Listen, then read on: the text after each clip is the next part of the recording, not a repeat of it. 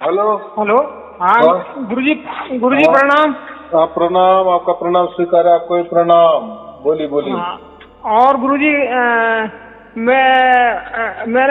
मैंने जो पहले आपको फोन किया था हाँ तो हाँ हाँ, तो उसमें वीडियो आते थे। अब वो मोबाइल मेरा गिर गया कहीं, हाँ हाँ तो अब उसमें वीडियो नहीं आ रहे। मैंने दूसरा मोबाइल ले लिया है, यही जो बोल रहा हूँ। हाँ हाँ हाँ, व्हाट्सएप है ना इसको? है, हाँ हाँ, व्हाट्सएप है। हाँ हाँ, मैं तो फिर लिंक भेज देता हूँ। हाँ हाँ, ठीक। लिंक और भेज। गुरुजी, हाँ बोलो। गुरुजी एक बात बताओ कि मतलब ये शास्त्रों में हाँ ये हाँ दिया है, कुछ गुरु की ज्यादा परंपरा को दिया है, हाँ हाँ हाँ। तो क्या मतलब ये सही है कि या गलत है? गुरु की ज्यादा को मतलब गुरु को मानो, गुरु को पूजो, गुरु को भगवान मानो। ऐसा है, देखो, पूरी दुनिया में तो कोई एक धर्म नहीं ना। बहुत हाँ सारे धर्म है, बहुत सारे पंथ है। तो हाँ सबका अलग अलग रीति रिवाज है ना। हाँ जैसा हाँ खान पान अलग अलग है, रहन सहन अलग अलग है, बोली भाषा अलग अलग है, प्रांत अलग अलग है, देश अलग अलग है, वैसी विचारधाराएं अलग अलग है। हाँ तो बात ऐसी है, कोई विचारधारा में गुरु परंपरा को ज्यादा महत्व दिया है, बराबर। हाँ जैसे ऐसे अलग अलग थलग विचार होते हैं। जैसे श्री कृष्ण जी है, कोई धर्म हाँ वाले श्री कृष्ण जी का बालपन है ना, जो छोटा बच्चा, वही रूप हाँ को मानते हैं, बड़े रूप को नहीं मानते। तो कोई छोटे को नहीं मानते, बड़े को मानते हैं। हाँ कोई श्री कृष्ण जी के साथ राधा है, उसको ही मानते हैं। तो कोई हाँ श्री कृष्ण जी को अकेले में ही मानते हैं। तो हाँ। तो बात क्या है या इसमें, तो अलग अलग विचार धारणाएं होती है, बराबर। अच्छा। अभी हमको हाँ। जो लगता है वो, अभी जैसे राधा कृष्ण, तो महाभारत में तो कोई राधा कृष्ण का कोई जिक्र नहीं है, लेकिन आज हाँ हम देखते हैं तो धड़ाधड़ से राधा कृष्ण का ज्यादा मंदिर है, हाँ बराबर। हाँ हालांकि में प्रैक्टिकल में प्रत्यक्ष में न तो उनकी पत्नी का नाम तो रुक्मिणी है, सत्यभामा है, बराबर। तो हाँ महाभारत में तो कहीं भी राधा का उल्लेख नहीं है ना, ज्यादा है, हाँ पर छोटा बालपन का दिया है, थोड़ा दो हाँ चार लाइनें दे दी है, लिखी है पुराणों में, हाँ बाकी ज्यादा तो नहीं। लेकिन आजकल देखो, जहाँ वहाँ राधा कृष्ण का ही मंदिर है ना, हाँ। तो फिर अभी ये इसको क्या आप बोलेंगे? हाँ सही। यानी सही है। घर की पत्नी को नहीं मान रहे हैं कृष्ण जी, प्रेम वाली हाँ पत्नी को मान रहे हैं। पत्नी नहीं बोलना, प्रेमिका ही समझो ना। हाँ हाँ। हाँ, तो रुक्मिणी का कोई नाम भी नहीं लेते, सत्यभामा का तो कोई जिक्र भी नहीं ले लेते, असल में जो उनकी पत्नियां। तो मुझे इतना ही कहना है इसमें, तो ऐसे हर एक का अलग अलग है। तो ये सब कथा कहानी है, क्या बोलेंगे हम, कथा कहानी है। तो कथा कहानी में फिर जिसके विचारों में जो आया, या ऐसा सब जिसके मन में ये आया, मुझे अच्छा लगता है, तो फिर उसी विचार में लोग जुट जाते हैं। जैसा मैंने कहा कि राधा कृष्ण अच्छे लग रहे हैं, तो फिर दूसरा बोलता है अरे मुझे भी अच्छे लग रहे हैं, तीसरा बोलता है। तो है क्या है, तो ये विचार है ना, अलग अलग विचार है। अच्छा। तो ऐसे विचारों से ही पूरी दुनिया चलती है, लेकिन अलग थलग। तो किसी में क्या मान्यता है, तो इसमें हमारे में कोई गुरु मान्यता है, लेकिन सभी नहीं मान रहे हैं, सभी नहीं मान रहे हैं। तो अच्छा। बहुत सारे धर्मों में गुरु माने परमात्मा, हाँ बराबर। और बहुत सारे धर्म में गुरु देहधारी बताए दिए हैं, बराबर। हाँ, यही कहना स्वामी जी। हाँ, तो फिर जिन्होंने देवधारी गुरु को मानते हैं, वो जहाँ जहाँ भी देवधारी गुरु की ही बात बढ़ती है, वही वो पन्ने दिखाएंगे ना, वही वो साखियाँ दिखाएंगे, वही वो श्लोक दिखाएंगे, बराबर कि नहीं? बाकी नहीं दिखाएंगे वो। तो ये ऐसा ही चलता है। अच्छा। तो उसमें हमें क्या लेना है क्या नहीं लेना है, ये हमारे ऊपर। इसीलिए मेरे प्रवचन में मैं किसी खास धर्म की बात नहीं करता, बराबर। हाँ यानी हाँ पूरा धर्म छोड़ के ही मैं बात करता, पंथ छोड़ के ही बात करता है। अच्छा, ये गुरुजी ये वेदों में जो है वेद तो बताते हैं ब्रह्मा जी से लिखे गए, और ये वेद जो है इसमें वो ज्योति को परमात्मा बताया गया, ये कैसी बात है? मैं वही बोला ना कि अलग अलग धर्म, अलग अलग मत, अलग अलग विचार, अलग अलग कल्पनाएं, हमें क्या मानना है क्या नहीं। तो मुझे इतना ही मैं समझा देता हूँ कि जिसको जैसा मानना है वो मानो। अभी ऐसा है कि ये सब कथा कहानी है। कथा कहानी माने क्या है, कैसा समझना?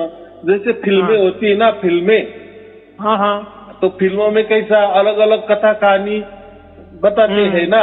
तो कोई पिक्चर बहुत सारा हिट हो जाता है, तो कोई फ्लॉप हो जाता है। तो अगर कोई बहुत पिक्चर चल रहा है, बहुत सारे लोग उसको वाहवाही कर रहे हैं, तो उसका मतलब उसमें जो भी कोई कथा कहानी बता दी गई है वो सच्चाई होती है क्या? वो तो एक फिल्म है ना।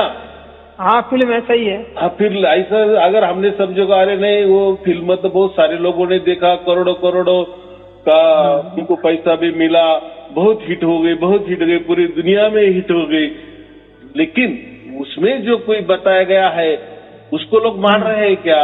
तो वो एक प्रकार की कथा कहानी है, एक मनोरंजन है। हाँ मनोरंजन, काल्पनिक है वो तो। हाँ, बाकी पिक्चरों से ये थोड़ा बढ़िया, बस इतना ही। तो ऐसे ही ये धर्म ग्रंथ लिखे हैं, ये सब कथा कहानी है। जैसे देवी देवता है वो भी है ना। अभी देखो, अभी देवी देवता हम बोलते हैं कि चलो देवी देवता शाकाहारी होते हैं, हम कहते हैं ना ऐसे, बराबर कि नहीं? मांस खाने वाले होते हैं, लेकिन उनके जो वाहन बता दिए गए हैं, वाहन समझते हो ना? हाँ, तो वो जो वाहन है उनको यहाँ वहां लेके जाने वाले, उनकी गाड़ी समझो, तो वो तो सब मांसाहारी ही है ना। जैसे विष्णु जी है, विष्णु जी का वाहन कौन सा है? गरुड़ जी है ना। हाँ गरुड़ जी है। हाँ, तो गरुड़ जी तो कोई पत्ते तो नहीं खाते। हम प्रकृति में देखते हैं एक घोड़ या जो भी प्राणी है, तो जिनके जिनके जो भी कोई प्राणी है, समझो देवी माता जी है तो वो शेर पर बैठी हुई है, बराबर। तो देवी देवता को हम समझ सकते हैं शाकाहारी, लेकिन उनके जो वाहन है, उनको लेने जाने वाले जो कोई साधन है वो तो मांसाहारी है।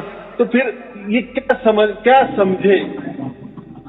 तो एक प्रकार की कथा कहानी है, उसमें कोई सच्चाई नहीं होती, बस मानने वाले मानते हैं। तो गणपति कितना बड़ा होता है, चूहा कितना छोटा होता है, तो कैसे बैठ सकते हैं क्या? तो वो एक कथा कहानी है, लेकिन लोगों ने उसको असली समझकर उसकी पूजा की या उनकी मूर्तियां बनाई। तो मुझे इतना ही कहना है, ये एक विचार है, एक प्रकार की कल्पना है, लेकिन लोगों ने वो कल्पना और वो विचार को ही सत्य में उतारा, माने प्रैक्टिकल में उतारा, और फिर कंफ्यूज हो गए। अरे अभी आपने जैसे कहा कि आयुर्वेदों में तो लिखा है सब ब्रह्मा जी के मुख से आए हैं, पैदा हुए हैं, तो वो लिखा बराबर है, लेकिन असल में प्रैक्टिकल में ऐसा कुछ हुआ नहीं है। वो एक संकेत है, वो एक बता दिया गया है, तो उसका मतलब वैसा की वैसा नहीं देना। जैसा मैंने पिक्चर का उदाहरण दिया ना, एखादी पिक्चर हिट माने उसमें जो कथा बताई गई है वो सब सच्ची है, ऐसा थोड़ी होता है क्या?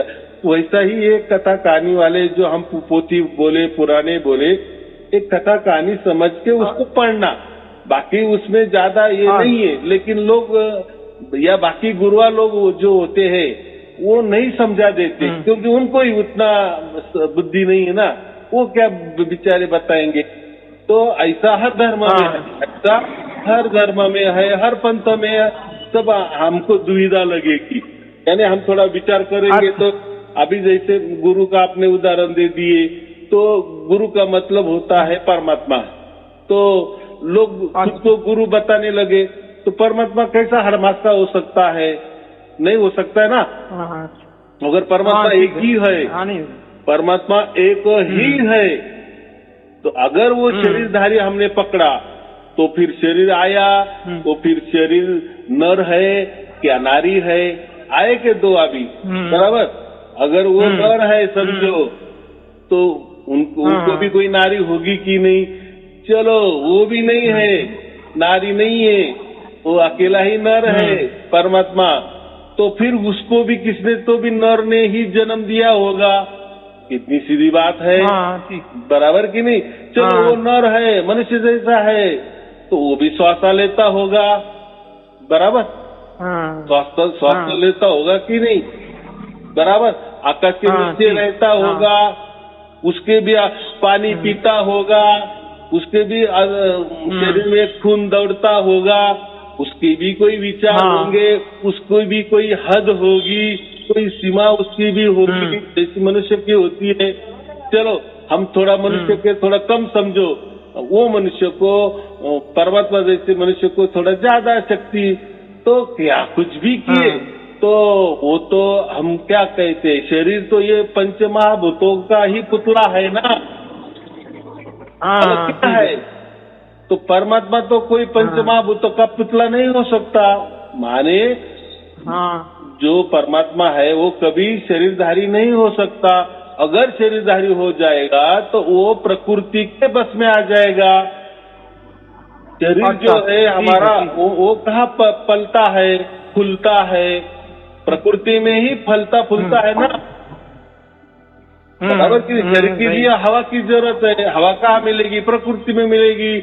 शरीर के लिए पानी की जरूरत है, तो पानी कहाँ मिलेगा? प्रकृति में मिलेगा, है कि नहीं? खाना कहाँ मिलेगा? प्रकृति में मिलेगा। तो मुझे इतना ही कहना है कि पहले के जमाने में इतना कोई समझता नहीं था। बस गुरु बोल रहा है ना, गुरुजी बोल रहे हैं ना, बस तो फिर सर आंखों पे, बराबर। क्योंकि हम क्या करते हैं, गुरु को पूरा हमारा बुद्धि तन मन धन अर्पण कर देते हैं। तन मन धन का मतलब समझे? पूरा शरीर, हमारी पूरी बुद्धि उनको अर्पण कर देते हैं और उनकी मान बढ़ाई करते। तो फिर वो जो कोई भी बकते हैं, मैं ऐसा समझता हूँ, कोई भी बोल देते हैं, वो जो सामने वाला शिष्य होता है ना, वो कोई विचार नहीं करता। बस हमारे गुरु ने बता दिए ना, सर आंखों पे, क्या सर आंखों पे। इसीलिए बहुत सारे हजार के तादाद में गुरुआ बन गए, लेकिन कोई शिष्य को परमात्मा नहीं मिला, या कोई भी जो हम कहते हैं परमात्मा का मार्ग भी नहीं मिला, और परमात्मा मिला भी नहीं, परमात्मा समझ में भी नहीं आया। बस फिर ये गुरु लोग ऐसे मंत्र तंत्र देते रहे, व्रत वैकल्यों में, कर्म कांडों में लोग फंसाते रहे, अंधविश्वासों में ढकेलते रहे, लोग भी ढकेलते जा रहे हैं। ना गुरु को भी परमात्मा मालूम है, ना उनको परमात्मा प्राप्त हुआ, ना भगवान भी प्राप्त हुआ, ना इस है। और वैसे ही फिर हाल शिष्यों का है, ऐसा ही चलता आ गया ना। तो मुझे गुरुजी ये कहते हैं कि किसी को बताना मत, इसको ये मत करना, वो बताना नहीं है किसी को, ये नहीं करना है, ये भी तो कहते हैं गुरु। देखो उसमें कैसा है, उसमें वो एक चालाकी है, बराबर। वो एक चालाकी होती है। अगर मैं मूर्ख हूँ, समझो मैं मूर्ख है, बराबर, मैं कहीं कुछ भी बातें करता हूँ, तो मैं क्या कहूँगा, ए भाई अभी मैंने तुझे कुछ बताया, तू दूसरों को मत बता, क्योंकि मेरी बातें ऐसे ही मैं बोल दिए, मुंह में आया बक दिए, हम बोल देते ना, तो उसके कोई प्रूफ नहीं है, उसका कोई आधार नहीं है, कुछ भी बोल दिए। तो अगर आपको मैंने ऐसा बोल दिए, सूचित कर दिए कि ये मैंने बताया, किसी को तुम मत बोलना, नहीं तो तुम्हारा मंत्र ठंडा हो जाएगा, तुम्हारा परिवार में कोई संकट आ जाएगा, कोई मर भी जाएगा। तो आपको डरा के रखते हैं ताकि आप दूसरों को बताते नहीं है। अगर इनका सत्य है तो सत्य तो कोई छिपाया नहीं जा सकता ना। जैसा सूरज है, सही सूरज जो उगने वाला सूरज है, दिन है, तो सूरज को हम ढक नहीं सकते। क्या ढक सकते? नहीं ढक सकते ना। तो ऐसा ही सत्य जो है ना, सत्य सत्य ही होता है, वो ढकने से भी नहीं ढक हाँ, तो सकता। बराबर। हाँ, तो गुरुजी मैं इसी वजह से जो है मैंने ये मतलब आपका जो उचित और सबसे उच्च कोट का जो बताया है आपने, ये उच्च कोट का ज्ञान, ये इसलिए जो मेरी मतलब आपसे उसका ध्यान आया कि हाँ ये सही है।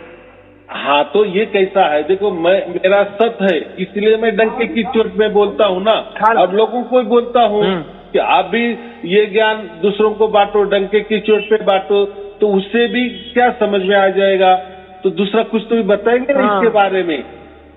बराबर कि ये सच है या गलत है, अगर उसको सचमुच में ज्ञान है तो बताएगा, अगर उसको ज्ञान नहीं तो वो चुप रह जाएगा ना। बराबर कि नहीं? हाँ बिल्कुल, तो चुप रहे। हाँ, तो ऐसा ही ये गुरुआ लोगों की वो एक चाल रहती है, वो चालाकी रहती है कि अपना जो अज्ञानपन है वो जग जाहिर ना हो जाए, या उससे अगर वो उन्होंने सचमुच में बात बता दी दूसरों को तो इनकी मूर्खता लोगों के सामने आ जाएगी, इनका पोल खोल हो जाएगा, तो तेरी भी चुप मेरी भी चुप। बराबर कि नहीं? और आपको फिर डर दे देने का, डरा दे देने का कि आप ये मत करो वो मत करो। बराबर कि मंत्र का खंड हो जाएगा, ये हो जाएगा। भाई ऐसा आपने दिया ही क्यों कि जो मंत्र खंडित मंत्र नहीं है ना। बराबर। ठीक है गुरुजी, आपका मंत्र सत्य है तो मैंने किसी को भी बताया तो सत्य की तो कोई भी हार नहीं होती।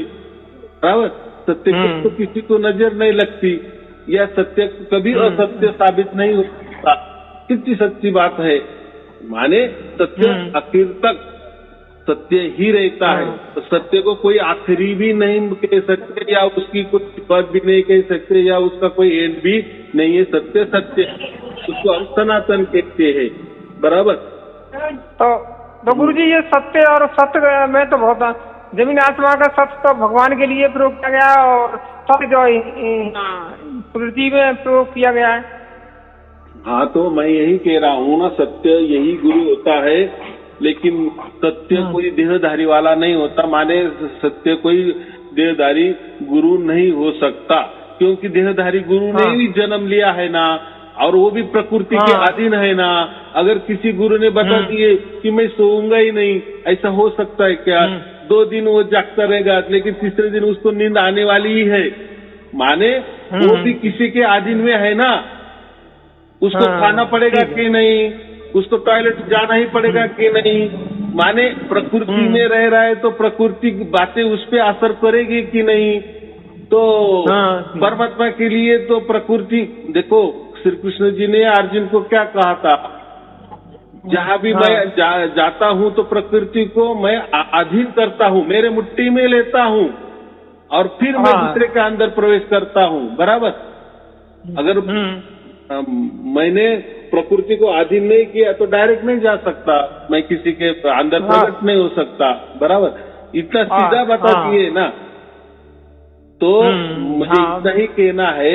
और ये जो गुरु देहधारी गुरु है, ये तो प्रकृति में ही रह रहे ना, खाना खाते हैं, टॉयलेट करते हैं, सब कुछ उनकी इच्छा होती है, उनके अंदर शरीर को भी ठसाठस भरे है, वो भी मनोकामना है कि मेरे शिष्य बढ़ने चाहिए, मेरे आश्रम बढ़ने चाहिए, मैं बहुत बड़ा गुरु बनना चाहिए, मेरा डंका पूरे विश्व में फैलना चाहिए। माने ये क्या होता, परमात्मा क्यों ऐसा करेगा? परमात्मा की कौन सा परमात्मा कहेगा कि मेरा झंडा ऊंचा करो? क्यों भाई? और भाई परमात्मा सबसे पहले तू ही है, और सब जाएंगे लेकिन तू वैसे की वैसा रहेगा। तो तेरा झंडा पहले से ही है ना, गड़ा हुआ है ना पूरे विश्व में। क्या ये अनंत सृष्टि में तेरा ही परमात्मा का ही झंडा गड़ा हुआ है ना, तो वापिस परमात्मा क्यों कहेगा कि मेरा प्रसार प्रचार करो, मेरा झंडा ऊंचा करो, मेरी मान बढ़ाई करते तो परमात्मा हो गए क्या? परमात्मा क्यों करेगा उसकी मान बढ़ाई? अरे वो ऊंचा है तो ऊंचा ही रहेगा, वो महान है तो महान ही है, वो सबसे बड़ा है तो सबसे बड़ा ही है, वो सत्य है तो सत्य ही है। लेकिन हर मास का गुरु कभी सत्य हो सकता है क्या? वो खुद प्रकृति के अधीन है, उसको भी खाना पड़ता है, नींद लेनी पड़ती है।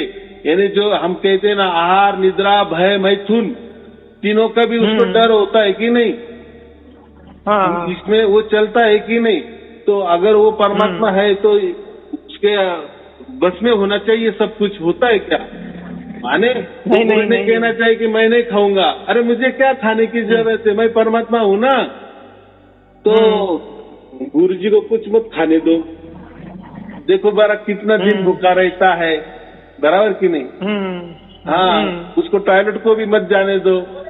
तो फिर उनको बोलो ना, क्यों जमीन गंदी कर रहे हो? तो बात ऐसी है, ये सब बकवास है। क्या है? अज्ञानी लोगों को ठगना, ये करना, मूर्खता में निकालना, गुमराह करना, ऐसा ही चल रहा है और लोग भी नहीं समझते हैं। तो चलो, हमें उसमें भी लोग क्यों नहीं समझते, भी उनका भी कोई लेना देना होगा, उन्होंने कभी पिछले जन्म में ठगी की होगी, इसलिए अभी गुरु उनको ठग रहा है, ऐसा ही समझना ना। हिसाब चुकता हो रहा है, इसलिए मैं गुरु की कोई बात नहीं करता, कोई धर्म की बात नहीं करता, कोई पंथ की बात नहीं करता, विचारों की बात नहीं करता, कोई कल्पना नहीं देता, कोई आपको मंत्र नहीं देता, कोई उपास तापास या वृत्त वैकल्य, कोई कर्मकांड या कोई ध्यान धारणा, ये बातें ही नहीं है। अगर स्वयं परमात्मा स्वयं सिद्ध है, स्वयं का मालिक है, सर्व सामर्थ्यशील है, सर्व ज्ञानी है, तो वही सब कुछ करेगा। हम तो नहीं ना सर्व समर्थशाली, कोई भी मनुष्य नहीं है, बराबर, क्योंकि हम खुद प्रकृति के अधीन है, बराबर। हमें खाना भी पड़ता है, टॉयलेट भी करना पड़ता है। तो मुझे इतना ही कहना है, हम परमात्मा के बराबर कभी बराबरी नहीं कर सकते, कोई मनुष्य नहीं करता, कोई नर नहीं कर सकता, कोई नारी नहीं कर सकती। परमात्मा की जगह है। हाँ, वो कुछ भी कर सकता है, क्योंकि वो सर्व सामर्थ्यशाली है, शक्तिशाली है, बराबर, सर्व ज्ञानी है, सबसे बड़ा है, बराबर, सर्वव्यापी है, सर्वव्यापी है। उसने हमको भी व्याप्त किया है, पूरे प्रकृति को भी व्याप्त किया है। तो शरीरधारी गुरु किसको व्याप्त करेगा? वो तो खुद को खुद प्रकृति के अधीन है ना। तो मुझे इतना ही कहना है कि जो कोई धर्म मानता होगा गुरु को, कोई पंथ मानता होगा, तो एक विचारधारा है, लेकिन पूरे दुनिया में वो विचारधारा बहुत छोटी है, बराबर।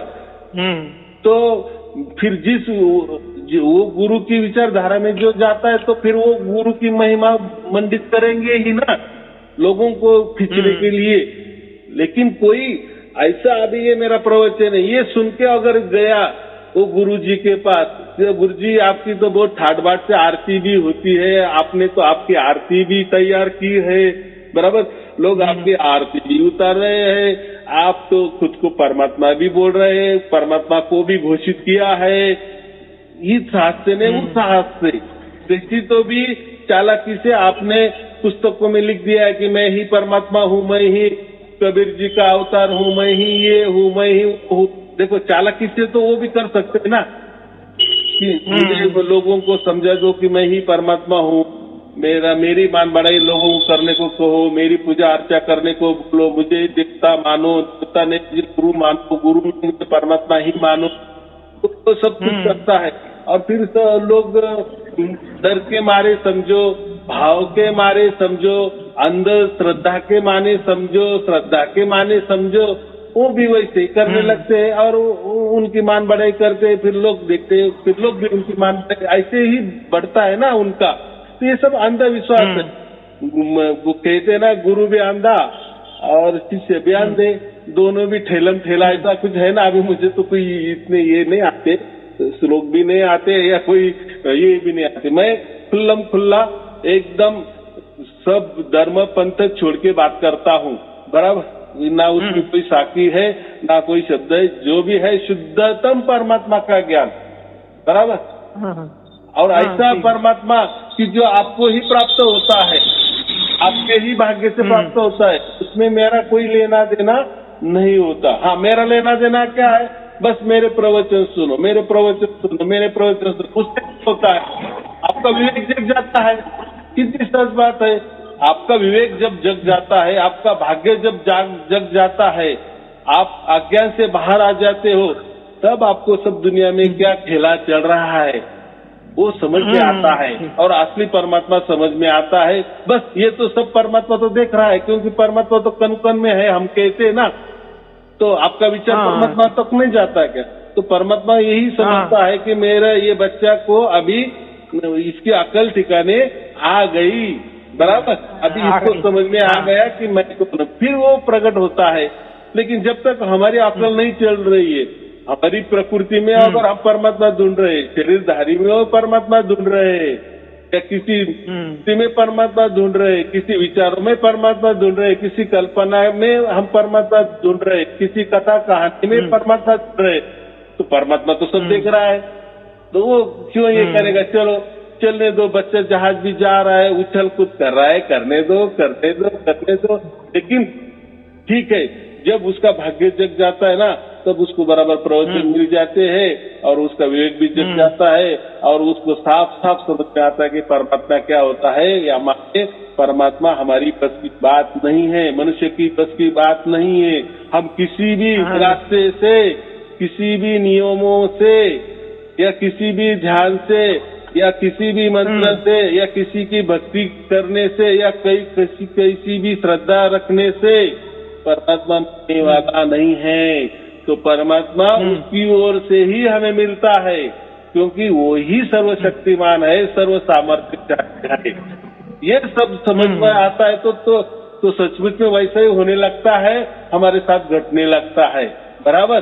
फिर लोग बोलते अरे जी हमें वो झलकियां मिलने लगी, हाँ, फिर बोलते हैं कि हमने तो बहुत गुरु किए, बर्बाद किए, लेकिन बहुत मंत्र भी जपे, ये किए, कुछ नहीं हुआ। लेकिन आपका प्रवचन हमें वो जो होना था वो हो रहा है, ऑटोमेटिक हो रहा है। उसमें हमारा कुछ भी बस नहीं चल रहा है, ना मन का भी बस चल रहा है, ना विचारों का बस चल रहा है, ना कि कल्पना का बस चल रहा है, लेकिन हो रहा है, कभी भी होता है, कभी भी होता है। फिर समझ में आता है कि अभी सचमुच में कोई शक्ति, परमात्मा जैसी शक्ति सचमुच में उसके सामर्थ्य से, उसकी ओर से हमें प्राप्त करती है, वो हमें प्राप्त करती है, या हमारा वो चुनाव करती है। हम क्या तो मानते ही परमात्मा को, हम तो पहले ही चुनाव कर लिए परमात्मा को, ये ऐसा परमात्मा होगा, वैसा होगा। फिर आपके चुनाव से क्या होने वाला है? अरे वो सर्व सामर्थ्यशाली है ना, उसने आपका चुनाव करना चाहिए, क्योंकि आपका अगला पिछला सब उसको मालूम है परमात्मा को, क्योंकि परमात्मा ये सनातन है, यानी पहले से ही वो है और आगे भी वो रहने वाला है। उसको कोई उसकी शुरुआत भी नहीं है और उसका कोई खत्म होने की बात ही नहीं है।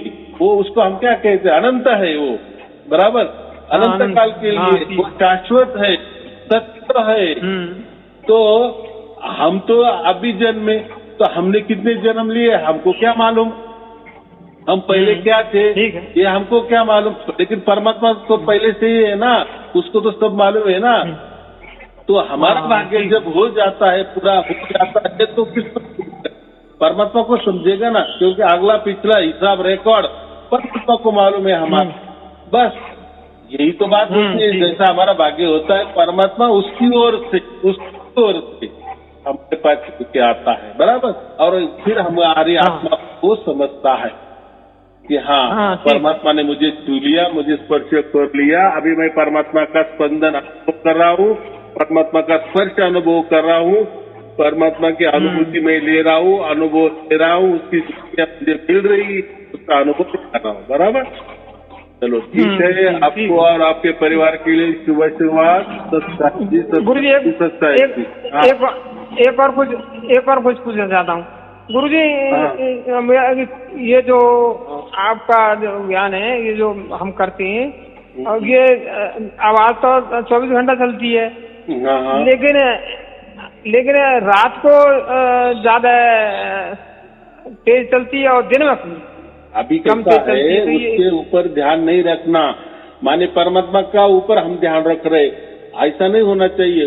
परमात्मा ने ही हमारे ऊपर ध्यान रखना चाहिए या ख्याल रखना चाहिए, परमात्मा ने ही हमारी याद करनी चाहिए। हम परमात्मा की याद के भी काबिल नहीं है, या परमात्मा के ध्यान के भी काबिल नहीं है, या परमात्मा का कैसा ख्याल करना है उसके भी काबिल नहीं है, या परमात्मा की प्रार्थना कैसे करना उसके भी काबिल नहीं है। तो जो भी हो रहा है उसकी ओर से होता है, बस गुरु प्रसाद समझकर हमें ग्रहण करना है। माने जो होता है उसको ये करना है, साक्षी भाव से उसका अनुभव करना है। फिर वो ज्यादा बढ़ रही है कि कम बढ़ रही है, आ रही है नहीं आ रही है, बस परमात्मा समझ में आ गया, हमारा जीवन का कल्याण हो गया, बस इसीलिए तो मनुष्य जीवन था।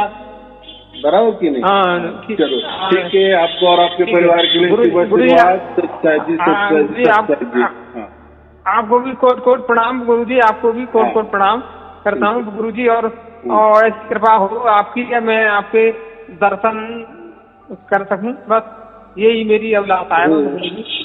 आपके मन में इच्छा है ना, वो भी पूरी हो जाएगी, जल्दी जल्दी पूरी हो जाएगी, बस मैं बोलूंगा आपको। ठीक है, ठीक है, ठीक है, आशीर्वाद ठीक है।